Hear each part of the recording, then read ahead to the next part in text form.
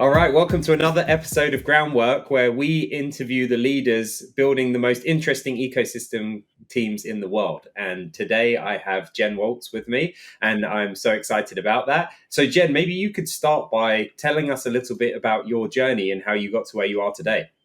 Well, first and foremost, Ty, thank you so much for having me here today.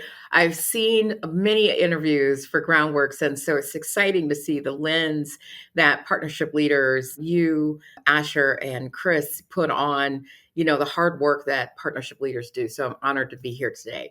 So a little bit about me. I'm Jen Waltz. My journey has gone from cookies to cloud to consulting to cybersecurity. And I'll tell you a little bit more about that. But I have been in business development for over 20 plus years, and I have excelled in my entire career driving growth through digital transformation, direct sales, channel sales, strategic partnerships. And, I have extensive experience with hyperscalers, OEM manufacturers, and anyone that can understand software development life cycles and agile. I've been able to drive over $2 billion in revenue throughout my career to large companies. And I've done this by leading high performance teams and building these amazing strategic key partner relationships. I currently serve as the Vice President of Global Alternate Channel Sales. And what that means is everything that is not direct. So all those things go through my organization. I've been here since it's been almost 2 years at Kron. And we are at Kron, we're a global software company. We specialize in cybersecurity, specifically privilege access management solutions. And that's a little bit about me. Amazing. Yeah, thank you so much. And I'm excited to talk about a bunch of things there, but I'd love to talk about OEM first, because I think it's not something that we've talked about on the pod a lot. And I think, the origins of OEM are, hardware and kind of technical in nature. And then, modern day embedded partnerships present a really massive opportunity for people in SaaS and software more broadly, right? And I think it's probably something in the toolkit for more experienced partnership leaders, but people that have kind of come into the partnership space in the last 10 years or so might not really have any idea about OEM or like embedded partnerships and how that channel should be developed. So I'd love to just hear a little bit about your experience with OEM, like what it means to you, and we can kind of go from there maybe. Yeah, absolutely. Oh, I'm so glad you asked this question. For those who don't know what OEM stands for Original Equipment Manufacturer, and it's hardware. And it refers to the physical components and equipment produced by one company that's used or branded by another company as part of its own product offering. And so, in this context, OEM manufacturers, their parts and their complete systems that other companies known as VARs or value added resellers or other types of businesses may rebrand and sell under their own brand names or integrate into a larger product or solution. So, what this means is, to break it down, you've got hardware components, and that's anything like processors, hard drives, motherboards to entire systems, right? Like laptops and servers. Then you have branding and integration. And so an OEM could produce, unbranded or co-branded hardware, and a reseller or an integrator can customize those to combine them with software and other hardware, rebranding it as like their own technology solution, right? And then you've got your end customers.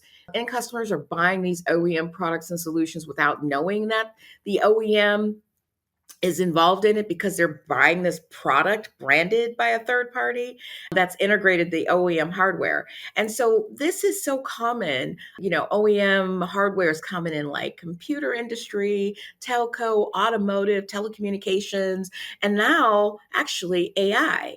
And so, so that's just an overview. And so let me talk about a little bit about how AI is posed to significantly transform the future of OEM manufacturers across various industries. Just very quickly, a couple of areas that AI and OEMs, you'll see them working together is in enhanced manufacturing processes, right? Because AI driven smart manufacturing enables OEMs to optimize production efficiency and quality control. And then they can kind of do predictive analytics on maintenance. And so they're going to be able to predict equipment failures, maintenance, and then tailor operations that are specific to the client needs. So it's going to be amazing to reducing OPEX and also downtime. Then you've got product design and development because generative AI assists OEMs in creating all these innovative, cool product designs by generating multiple design iterations based on these specific parameters. And so, what this does is it enhances and basically is a force multiplier for the development process and allowing more customized solutions. And what it's going to do is make people and companies more competitive in the market. Then you've got like things like supply chain automation and optimization by using predictive analytics to demand forecasting and inventory optimization.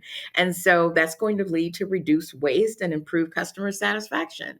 And then you've got like customer service and support because AI driven powered tools are going to allow these OEMs to offer more personalized customer experiences and also predictive maintenance services. So basically, you're going to be able to anticipate needs, provide tailored solutions, and then reduce churn by fostering these stronger customer relationships. And then you're going to see the integration of AI embedded in all these OEMs, right? Directly into the products, such as you see that now with vehicles and other autonomous features. So I don't want to bore anyone, but this is so cool right now with what's happening with that OEM background and the convergence of AI. Yeah, I think that there's people are kind of waking up to it again, right? Like we talk about this a lot. The AI seems to be the space where partnerships is almost like a no-brainer, right? Like Mhm. every leading AI company seems to be kind of partnerships first, whether it's like OEMs, whether it's SI partnerships, like all the way across, which is super cool. Mhm. When I think about OEM, like there's two things. One of the trends I've noticed is that Mhm. there's definitely with the biggest OEM deals, or like at least the ones I'm aware of, it's where the company, the embedded company, actually got to also have brand visibility as well. Like the one that springs to mind for me is Microsoft and IBM, right? Mhm. And Microsoft embedding their operating system on all of the IBM machines. Yeah. Basically being sold as part of IBM and negotiating an amazing deal, which basically like skyrocketed Microsoft. And Microsoft famously has a gigantic distribution channel through resellers and also through embedded partnerships, even after like all of the antitrust stuff.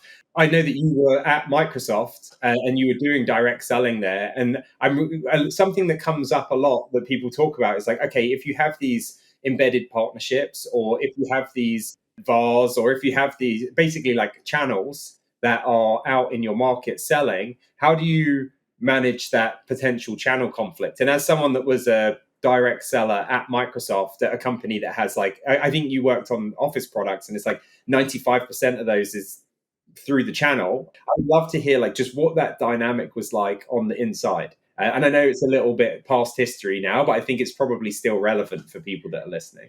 Oh my gosh, absolutely. So, Ty, what was cool about, okay, so when I started at Microsoft, I was what was considered an account director for telco accounts. And among my clients were Alltel. Alltel was sold to Verizon because that's who they looked up to. I had Cincinnati Bell, I had US Cellular, and many others. And so when you're talking about branded solutions, you were mentioning Microsoft and IBM. I'll tell you another one, Microsoft and SAP, right? And so when people, I'm not saying channel friction doesn't exist, but where it is minimized is when you're able to get those two sellers for both teams that are responsible for that account in the same room to kind of do placematting, right? Where you can, someone invariably in that, those two dynamics, those two teams, one person is going to have a better relationship with the person making a decision for that one product. And it makes sense to be aligned. And so, one of the things I did is I was coached early in my career to realize that partners were the way to go because the partners had the long term relationship. Think about it. You've got a software vendor, and maybe a company is software, they're loyal to that one software brand, but they may not necessarily have the relationship. Who has the relationship is the person that's doing the integration. Knowing everything that's on the shelf is actually deployed successfully, that person has table stakes. And you need to ingratiate yourself with that person who has table stakes because they're going to be able to help you and speak for you to the decision maker. So, yes, I would see channel friction, but only when two sellers were not connected, right? And they were open and honest about what they were trying to accomplish in the account because the account will tell you what they're trying to do for 3 years. And if they're a publicly traded company, on their public earnings calls, on their 10K or 10Q, you're going to see where they're going to go. And you need to be aligned with that. And that was how I won as a direct seller, was really mapping my solutions to what the leaders and the board of those companies said were mandates for the next few years. And tell me a little bit more about that. So, because obviously Microsoft has a huge amount of partners. And so would you do that based on, like, you had a select number of strategic accounts? And so, like, you would work with the partners that were involved on your accounts? Or was it like, hey, we've got a select number of strategic partners and you would work with the partners that were relevant? Or, like, how did that work, I guess? Sure, great question. So when you're account director, at the time the way Microsoft was structured, I was the quarterback for the team, right? And a quarterback is basically calling plays and throwing the ball and looking ahead and saying this is where the opportunity is and to your team. And so I had a team that was aligned with me, whether it be Windows Server, whether it be SQL Server, whether it was a TAM that was doing maintenance. And I was calling the plays based on what I was hearing from the customer. Now, when to your question specifically about, how this all worked with the partners, I had a ton of partners reaching out to me. And sometimes it might not been a fit, right? So again, like I was mentioning, the board of that public company or that private company, they have things in mind. Either it's going to be external delightment of their customers, right? So they can reduce churn, or it's going to be how do we modernize our infrastructure for our employees to keep them happy so that they can continue to produce and do good work. And so I had to always balance that, because I would get people like SHI or Insight reaching out to me or just various MSPs or MSSPs. And I would meet with them. But if it didn't align with what my client was trying to do, I would say, you know what, I need you to hold on to next cycle, right? Because if your client is resistant based on what they're focused on, you're going to meet a bunch of headwind, right? You're not going to be able to get your solution sold unless they are advocating for you. And I think a lot of people need to be thinking about that, right? You might want to sell something and it might be what they need, but unless it's on the CISO's or the CTO or the CFO's roadmap, you're going to have a harder time getting that deal done with that, with that particular partner. So you can just, talk to them about strategy, be open and say, maybe in this cycle, I will talk to them with the client and see what their appetite is, but hold on because they're going to need it at some point, but they just don't need it right now. Does Yeah. that make sense? 100% it does. And then, so in your role, like where there's this gigantic partner ecosystem, even at that, like more than 500,000 partners, I can't remember, at that time, I'm sure a ton of partners still. Like, There's the few, you've got your strategic accounts, there's the few strategic partners, and then there's like long tail of partners that are also working with these companies. Like how was that managed? How was that like the rest, like the volume of the rest of the accounts where you as a not accounts but like partner accounts where you're an account manager and you can't speak to every partner that's working with a Fortune 500 company, otherwise that'd be a full-time job. And so like how do you wrangle that? So at Microsoft, I had to be super tactical. And working with Microsoft, the sellers, they have very stringent quotas. And unless you're helping them, close business based on what's important to Microsoft in that season, because it changes, right? And so, like, I remember the partner program has changed considerably, but used to get my directive from Microsoft based on what the client had previously bought or where they were on their EA cycle, right? And we were selling EAs at a 3 year, and we wanted to get people on SharePoint. We wanted to get them on a new version of Windows 10. So things have changed considerably. What I would say, my prescriptive guidance to partners right now that are long tail, you have to be thinking about what's happening right now. Right now, there is a huge convergence between AI and security. You've got Power BI, so dynamic CRM, and that's important for analytics. But right now, everything is around intra AD SKU, right? And how people because it's an expensive SKU, quite frankly. And unless you're able to map company value successfully and what the company is going to derive out of getting this intra AD SKU, that's where you, as a long tail partner, can come in and add value. Help them come up with use cases based on the business to say, by deploying intra AD, you're going to make a more secure environment. And this is the value we add to supporting intra AD. I do this right now with Kron, right? So Microsoft has been Kron Technologies client for 8 years. And they've been a customer of ours since they acquired Nuance. And so we know our product. So Intra AD has a certain built-in cybersecurity capabilities. We know we strengthen Intra AD, right? In terms of, making sure the product works the way it's supposed to, but also we give it more meat into that cybersecurity solution so that when customers have deployed Intra AD and we come into the picture and we can tell them how we further enhance their investment, that's where you're going to win. How you're going to help them further and get maximum ROI out of what they've already purchased through their Microsoft subscription.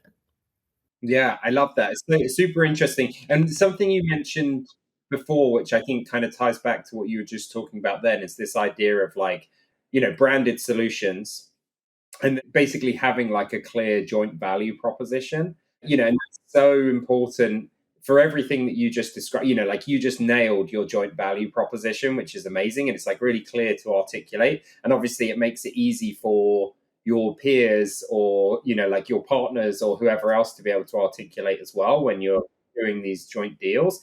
Like, tell me a little bit more about that, like, especially in your role today and also in you're an expert in the industry, so you've seen these all through.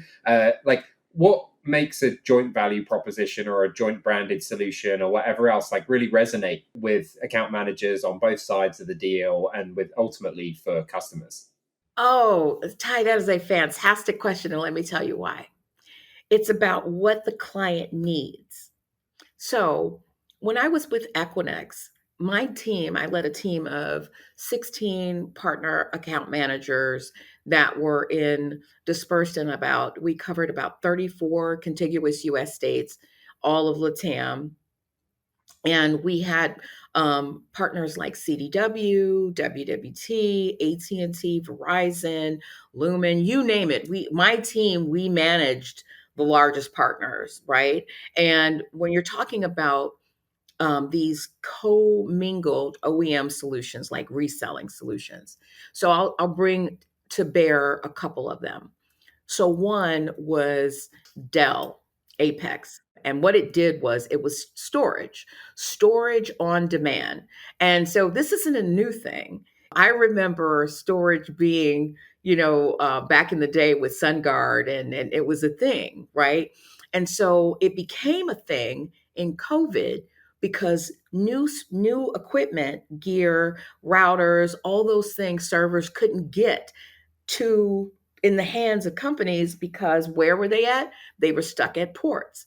So you have to pivot on a dime and you have to say, okay, how can I get storage through the cloud to an end user, right? So you think about Roblox and NVIDIA, all these things grew because storage couldn't get to people. And so they had to, put storage in the cloud.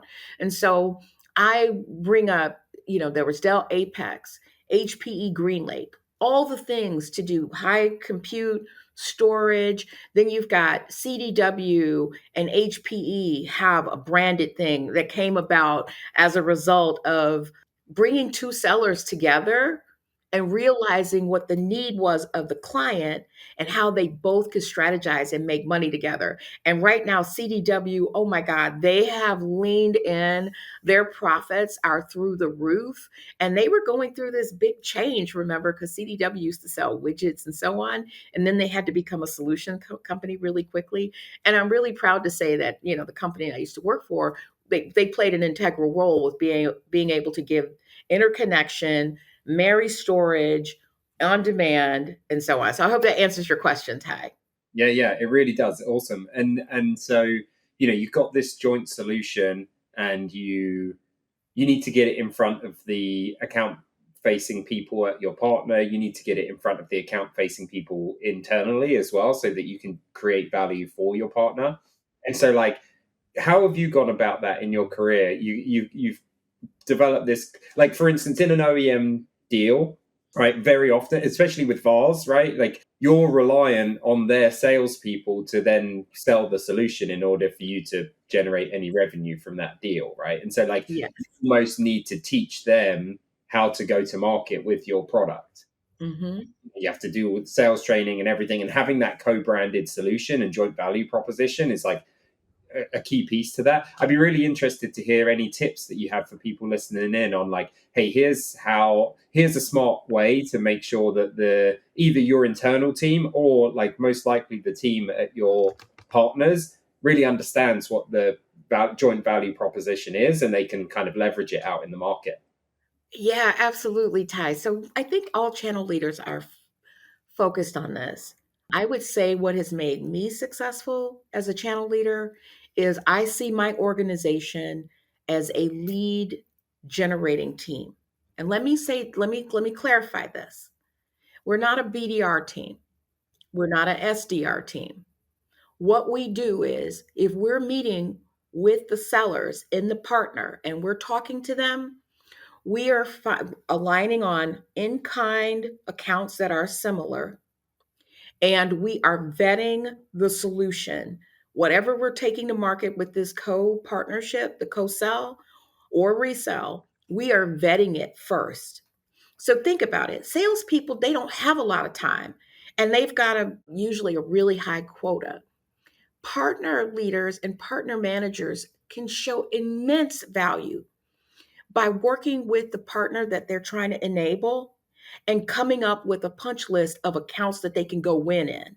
Then, when they can go in together, they go in and pre sell it. Make sure that you can find the person who can sponsor the opportunity. Make sure you find out if they have budget in season for it. To me, that's what good channel people do. They go in and then when that, depending on whatever, how many sales steps you have in your company, most companies have about 5.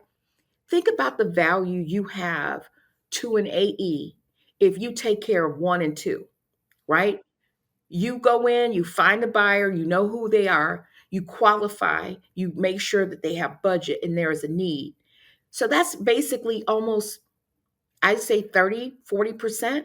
Imagine how receptive your field seller is going to be when you give them a pre-qualified opportunity that's already at 30 to 40%. And now they can go in and do the work and get to know the buyer and close it. That's how channel people should show value, in my opinion. And that comes from, Ty, the fact that I was a direct seller.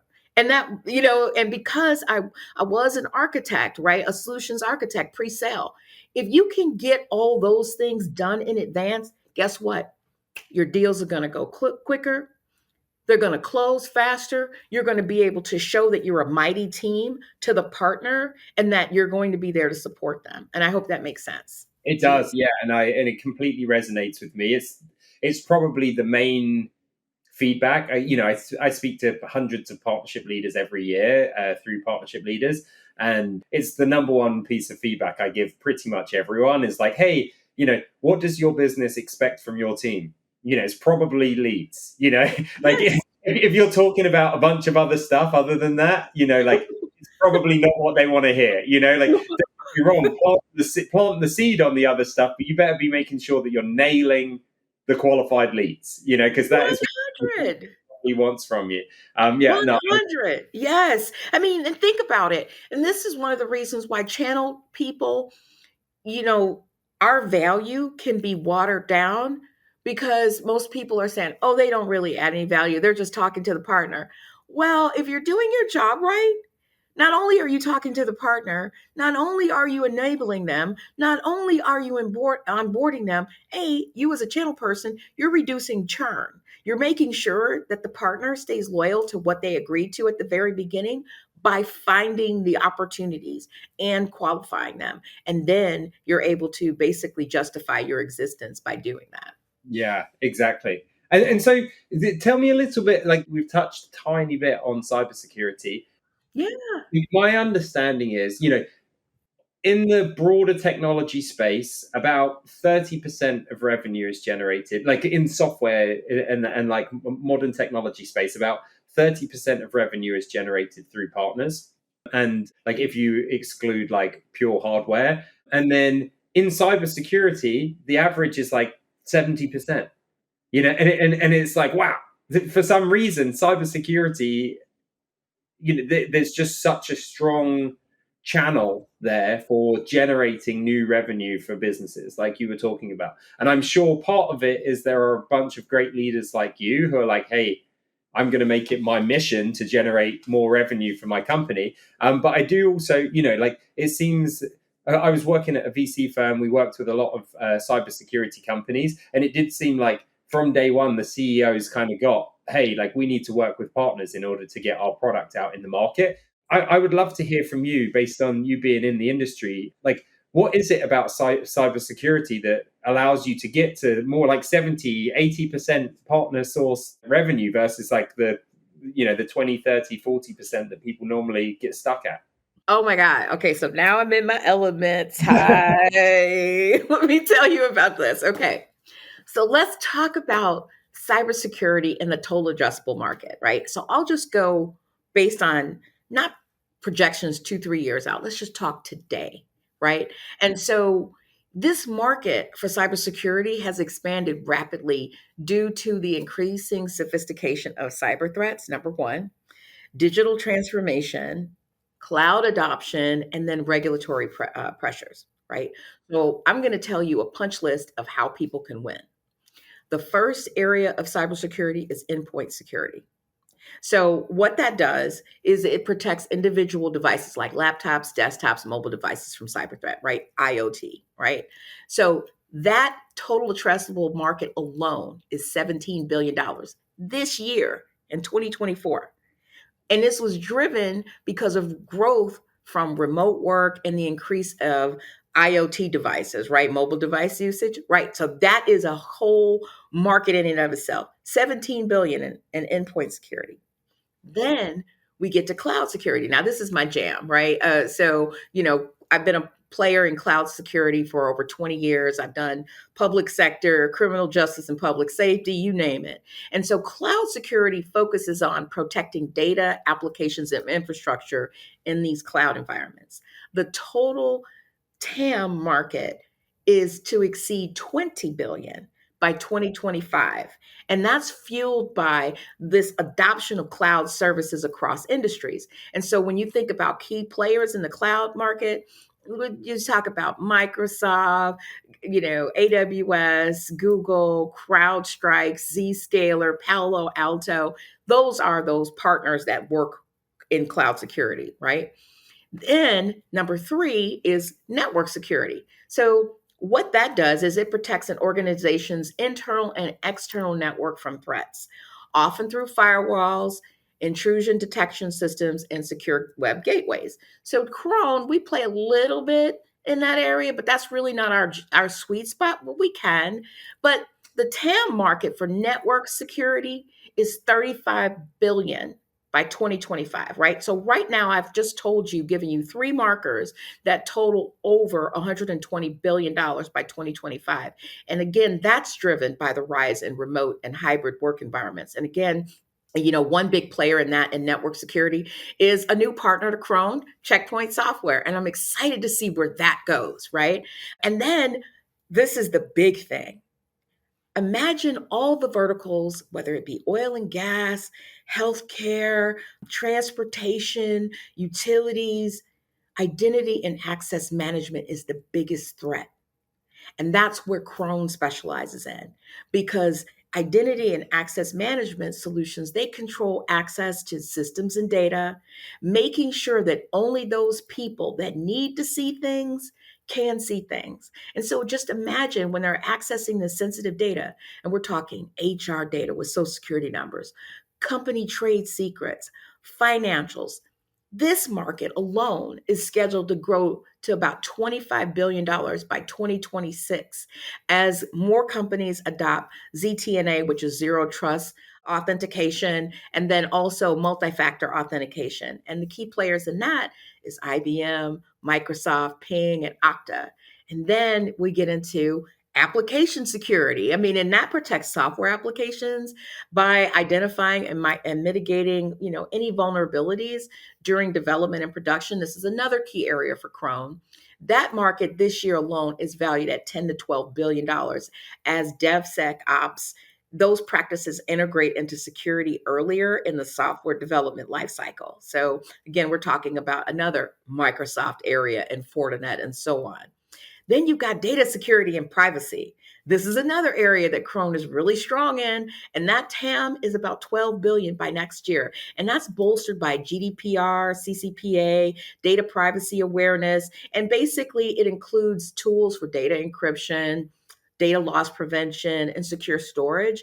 And again, key partners are IBM, Microsoft, Broadcom, and Symantec. And then you've got, I could go on and on. There's threat intelligence and detection. There's managed security services with our MSSP community. And people are going to start selling security as a service, or what's called SEC CAS. And so basically it's going to allow businesses to outsource some or all of their security operations to third-party providers. And so you're going to see more people like Verizon and AT&T play in this area, SecureWorks.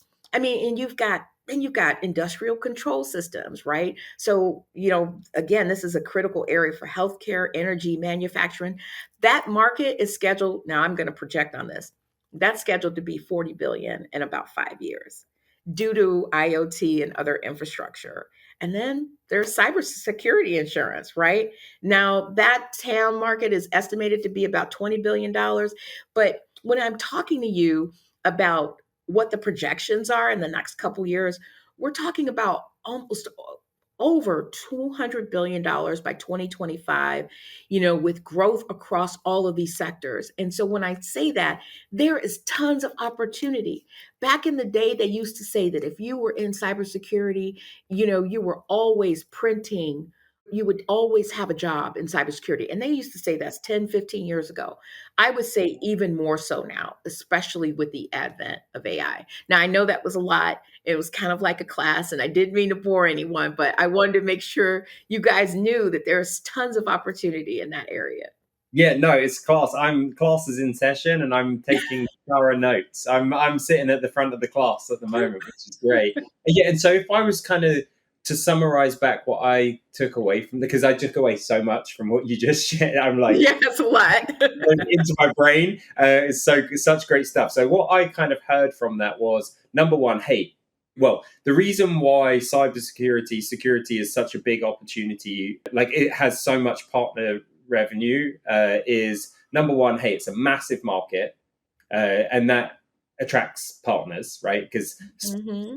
partners are attracted to like where they can generate revenue and create distribution. So that's one. There's Yes. big players in the market who are sophisticated partnership organizations. You know, you spoke about IBM, you spoke about Microsoft, people that know how to do partnerships and, you know, almost invented partnerships. And so there's sophisticated existing players in the market. You also kind of touched upon the like the trust, you know, basically is a zero trust, but it's like in that sense it's like also a high trust environment where like you're going to work with people that you already have vetted and that you already know you can rely on. And so that's whether it's because it's high regulation, whether it's Hmm. high risk, whatever it is, it's like, hey, if you're a CIO or whatever else and you're making decisions, like if you can have someone vouch for a company that you've worked with for 20 Yeah. years without any problems, great. And so that's another environment where partnerships is super critical as well. So it's like massive market, established partnership players with great distribution. Also, like an environment where trusted expert basically is like really critical, probably more critical than anywhere else. Anything else there where you think, hey, like that I missed potentially that is like, this is why cybersecurity is a great market for partnerships and also why people should be looking around. I mean, again, AI is a really good, the AI ticks all of those boxes, right? Like if people are using your kind of rubric that you just described Yes. for scoring, hey, is there a really big partnership opportunity in my market? Is there anything else I'm missing? No, Ty, you gave an amazing synopsis to all the things my class that I was just giving the audiences. But when you think about it, what's your differentiation, right? So, like I was mentioning you about my employer, sure, we can do all these things, but why? We know what we do well, and we're going to stay in our lane and we're going to do those things well, right?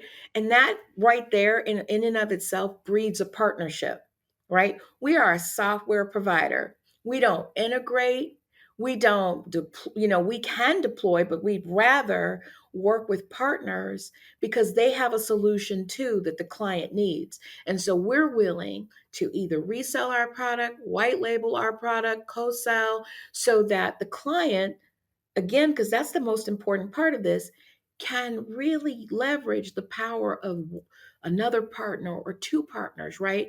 There is this saying, power of three. And if you've watched the show Succession, Mhm. this became kind of famous during that. Three partners sell into an account 80% faster. Imagine that. Most people, I can tell you this right now, it doesn't matter what vertical it is, they're going to have budget for cybersecurity. They're going to have budget for AI. And so if you're able to, as a partner, your company, think about what your differentiation is regarding cybersecurity or AI, whether you can deploy it, whether you can manage it, whether you can do assessments, all those things, that's where you're going to stand out, in those disparate ecosystems that we name, whether it be Microsoft or IBM or even, SAP or Palo Alto or so on. So I just, please know, just think about your product and how your product sees cybersecurity as an adjacency Mhm. or sees AI as an adjacency. And then think about the partners that you should be naturally aligned to from an adjacent perspective. That's the way that I look at partners.